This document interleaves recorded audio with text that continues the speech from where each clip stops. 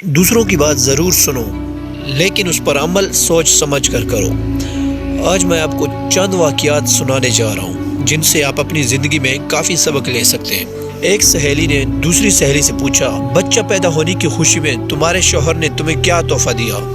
सहेली ने कहा, कुछ भी नहीं। इसने सवाल करते हुए पूछा कि क्या ये अच्छी बात है?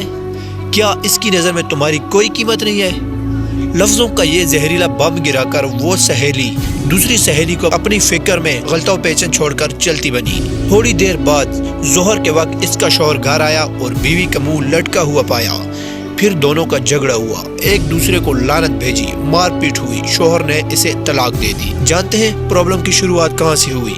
इस फजूल जुमले से जो उसकी इयादत करने आई सहेली ने कहा था। इस तरह जैद ने हामिद से पूछा, तुम कहाँ काम करते हो? हामिद, फलां दुकान में। माहाना कितनी तनख्वाह देता है? हामिद, 18,000 रुपए।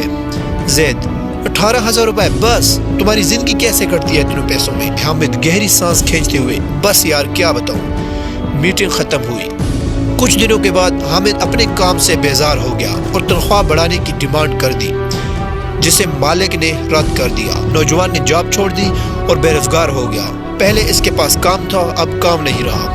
एक साहिब ने एक शख्स से कहा जो अपने बेटे से अलग रहता था, तुम्हारा बेटा तुमसे बहुत कम मिलने आता है, क्या इसे तुमसे मोहब्बत नहीं? बाप ने कहा, बेटा मसरूफ रहता है, इसके काम का शेड्यूल सख्त है, इसकी बीवी बच्चे हैं, इसे बहुत कम वक्त मिलता है। पहला आदमी बोला, वाह ये क्या बात हुई, तुमने इसे पाला पोसा, इसकी हर ख्वाहिश पूरी की, अब खुद को ख्वामख्वाह समझाते हो कि इसकी मसरूफियात की वजह मिलने का वक्त नहीं मिलता। ये तो ना मिलने का बहाना है। इस गुफ्तगू के बाद बाप के दिल में बेटे के लिए खलश सी पैदा हो गई। बेटा जब भी मिलने आता वो यही सोचता रहता कि इसके पास सबके लिए वक्त है सिवाय मेरे। याद रखिए, जुबान से निकले अल्फाज दूसरों पर बड़ा गहरा असर डाल सकते हैं। बेशक कुछ लोगों की जुबानों से शैतान बोल जाता है। हमारी रोजमर्रा की जिंदगी में कुछ सवालात हमें बहुत मासूम लगते हैं। तुमने ये क्यों नहीं खरीदा? तुम्हारे पास ये क्यों नहीं है? तुम ऐसे शख्स के साथ पूरी जिंदगी कैसे चल सकती हो? तुम इसे कैसे मान सकते हो?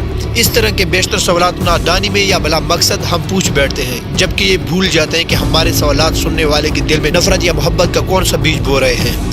आज के दौर में हमारे इर्द गिर्द या घरों में जो फसादात हो रहे हैं, इनकी जड़ तक जाया जाए तो अक्सर इसके पीछे किसी और का हाथ होता है। वो ये नहीं जानते कि नादानी में या जानबूझकर बोले जाने वाले जुमले किसी की जिंदगी को तबाह कर सकते हैं। फसाद फैलाने वाले ना बनो, लोगों के घरों में अंधे बनकर जाओ और वहां से गूंगे बनकर निकलो।